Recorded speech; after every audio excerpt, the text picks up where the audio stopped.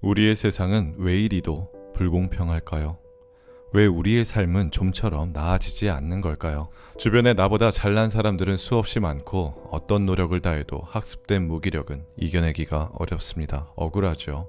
억울할 수밖에요. 타고난 불평등은 내가 그 어떤 수단과 방법을 동원한다고 해도 역전해내기가 대단히 어렵거든요. 노력하지 않은 자들의 변명이다? 우리들의 입장과 처지, 현실과 상황을 고려하지 않은 어쩌면 참 무례한 말입니다. 안녕하세요, 마마스입니다. 이번 시간에는 한 권의 책에서 인상 깊었던 내용을 발췌해봤어요. 우리가 이 세상을 과연 어떻게 바라볼 것인지에 대한 해답을 찾으려 합니다. 저도 여러분과 함께 찾을 거예요. 자, 큰 점수차로 뒤지고 있는 9회 말 투아웃 상황, 역전을 위해 우리들은 타석에 들어섰습니다. 승패를 떠나 부디 영상 끝까지 배틀을 쥐고 계시길 바랄게요. 시작합니다. 어깨를 펴고 똑바로 서라. 본문에 흥미로운 바닷가재 이야기가 나와요. 우리 세상도 그러하듯 이 녀석들 역시 좋은 환경을 찾기 위해 때로는 동족 간의 싸움이 불가피하다고 합니다.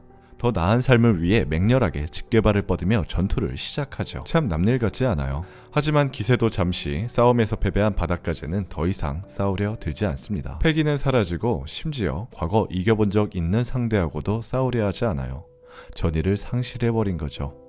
패배감에 자신감이 완전히 산산조각나버립니다. 집게발은 축 처지고요. 자존감은 바닥으로 떨어지고요. 싸움에서 승리한 바닷가재는 흥미롭게도 세로토닌 수치가 올라갔다고 합니다. 걸음걸이부터가 완전히 달라지죠. 이 무슨 승자의 세레모니인가요? And what's so cool about the lobster is that when a lobster wins, he flexes and gets bigger, so he looks bigger. Because he's a winner. It's like he's advertising that. And the neurochemical system that makes him flex is serotonergic. If you're depressed, you're a defeated lobster. Well, if you give lobsters who just got defeated in a fight serotonin, then they stretch out and they'll fight again. 승자와 패자는 이렇게 걸음걸이부터가 차이를 보입니다. 승리한 바닷가재는 이젠 더 큰 상대를 만나도 물러서지 않습니다. 반대로 패배한 바닷가재는 상대의 걸음걸이만 보고도 의지를 상실하죠. 그렇게 평생을 살아가요. 인간과 다를 게 없어 보입니다. 연애와 결혼, 취업과 내 집 마련 등에 실패한 이들은요, 학습된 패배감이 다시 싸워볼 의지조차 꺾어버리죠. 하지만 승리를 맛본 이들은, 아니 그 전에 태어날 때부터 이긴 채로 태어난 승자들은 그 모든 것을 독식해버려요.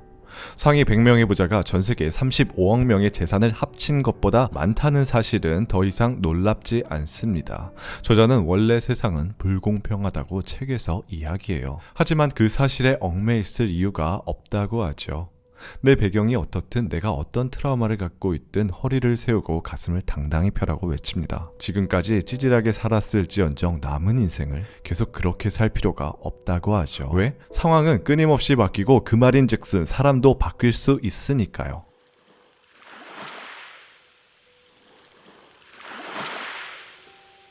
저는 이 부분을 읽고 누가 뒤통수를 세게 후려친 것처럼 얼얼하더라고요.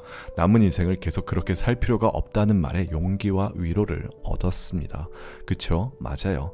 한 번 졌다고 영원히 패배자로 사는 것도 기적입니다. 한 번 이겼다고 계속 승자로 남는 것도 어쩌면 판타지 같은 이야기고요.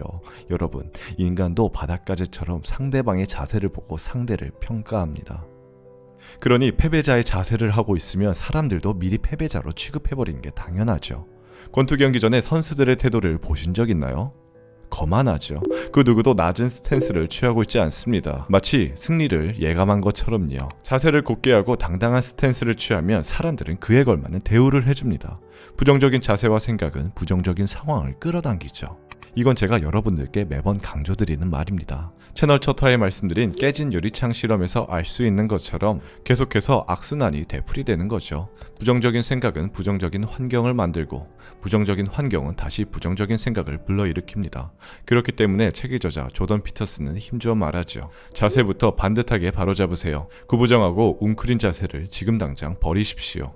당신 생각을 거침없이 말하세요. 바라는 것이 있으면 그런 권리를 가진 사람처럼 당당하게 요구하세요. 다른 사람들이 가진 권리만큼 나에게도 그런 권리가 있다고 생각하십시오. 허리를 쭉 펴고 정면을 보고 걸으세요. 좀 건방지고 위험한 인물로 보여도 괜찮습니다. 세로토닌이 신경회로를 타고 여러분께 충분히 흐를 것이고, 그러면 두려움도 사라질 것입니다.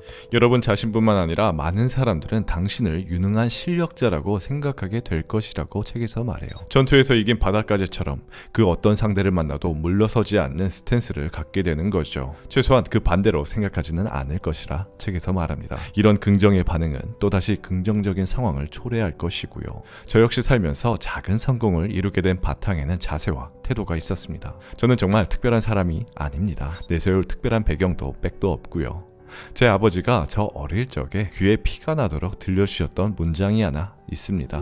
고개는 조금 숙이되 가슴은 당당하게 펴라. 현실과 상황은 인정하되 내가 그 사실에 동의하지 않고 맞서라는 겁니다. 자세와 태도라는 것은요, 내 마음가짐에 따라 물처럼 그 형태를 자유롭게 바꿀 수 있더라고요. 뜨겁게 끓일 수도 차갑게 얼릴 수도 있죠. 자세와 태도는 오직 여러분이 결정할 수 있는 것입니다. 불평등, 불공평, 불합리와는 전혀 관계가 없는 문제인 것이죠. 우리가 그렇게 태어났다고 해도 지금 현실과 상황이 녹록지 않다고 해도 우리의 삶이 비록 남루할지언정 가슴은 당당히 펴고 걸었으면 좋겠어요.